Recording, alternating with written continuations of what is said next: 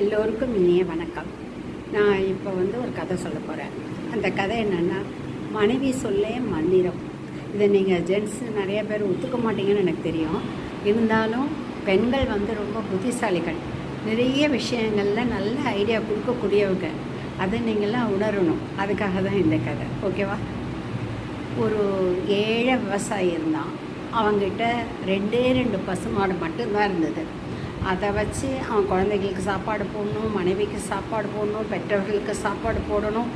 அது மாதிரி ரொம்ப கஷ்ட நிலைமையில இருந்தான். அந்த 2 மாடு கறக்கிற பாலை வச்சுட்டு அதுக்கு தீனி வாங்கி போட்டு வீட்டுக்கு செலவு பண்ணி அதே மாதிரி ரொம்ப சிரமத்தில் இருந்தான்.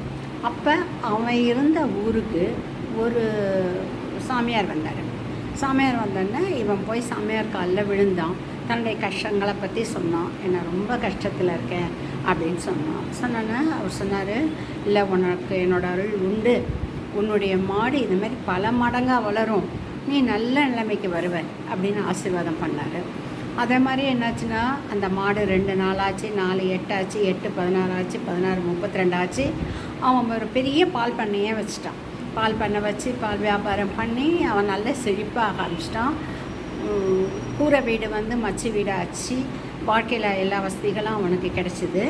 ஆனாலும் அவன் என்ன பண்ணுவான்னா, டெய்லி காலம்பரை மாட்டுக்கொட்டாயெல்லாம் கழுவி விட்டு மாடுகளுக்கு வேண்டிய தீனி எல்லாம் வச்சு மாடெல்லாம் குளிப்பாட்டி அந்த மாடுக்கு செய்ய வேண்டிய வேலைகளை அவன் என்றைக்குமே இது பண்ணதே இல்லை. அவனே தான் செய்வான். அது மாதிரி பண்ணிகிட்ருக்கான். திருப்பி ஒரு தடவை அந்த சாமியார் அந்த ஊருக்கு வராரு. வந்தோடனே இவன் எப்படி இருக்கான் அப்படின்னு பார்க்கணுன்னு சொல்லிவிட்டு இவன் வீட்டுக்கு வராரு. உடனே அவனுடைய மனைவி காலில் விழுந்து வணங்கி வாங்கையான்னு சொல்லி கூப்பிட்டு உட்கார வச்சுட்டு அவசரமாக கணவன்கிட்ட சொல்கிறதுக்கு ஓடுறா. அவள் அப்போ தான் மாட்டுக்கொட்டையெல்லாம் கழுவிட்டு மாடெல்லாம் குளிப்பாட்டிகிட்ருக்கான்.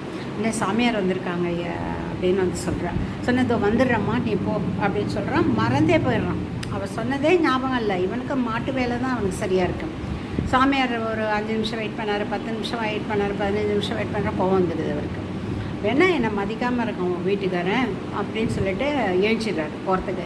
இவன் சொல்லி பார்க்குறா, இல்லைங்க நான் மறுபடியும் போய் கூப்பிட்டு வரணும். அதெல்லாம் வேண்டாம். அவன் என்றைக்கு என்னை மறந்துட்டானோ அவனுக்கு மறுபடியும் அதே நிலைமை தான், 2 மாடு தான் இருக்கும் போ அப்படின்னு சொல்லிட்டு போயிடுறாரு. போனோடனே இவன் கொட்டையில் இருந்த மாடெல்லாம் மறைஞ்சிடுச்சு. 2 மாடு தான் இருக்குது. இவனுக்கு ஒன்றுமே புரியல. ஓடி வரான் வீட்டுக்கு. வந்தோன்னா அவன் மனைவி சொல்கிறா, சாமியார் கோச்சிட்டு போயிட்டாரு, நீங்கள் அவரை பார்க்க வரலன்னு சொன்னால், ஐயோ நான் மறந்தே போயிட்டேன் அப்படின்னு சொல்கிறாரு. சொல்லிவிட்டு நான் போய் சாமியாரை பார்த்துட்டு வரேன்னு பார்க்குறேன். ஆனால் சாமியார் எங்கேயுமே இல்லை. அந்த ஊரை விட்டு போயிட்டார் அவர். உடனே இப்போ என்ன பண்ணுறது, எனக்கு வாழ்க்கையில் திருப்பி அந்த கஷ்டம் நம்ம வந்துடும் போல இருக்கேன். எல்லா மாடும் போயிடுச்சு, வீடும் குடிசை வீடாக ஆகிடுச்சு, பழைய நிலைமைக்கு நான் வந்துட்டேனே அப்படின்னு வருத்தப்படுறான். வருத்தப்படுனா, நீங்கள் வருத்தப்படாதீங்க,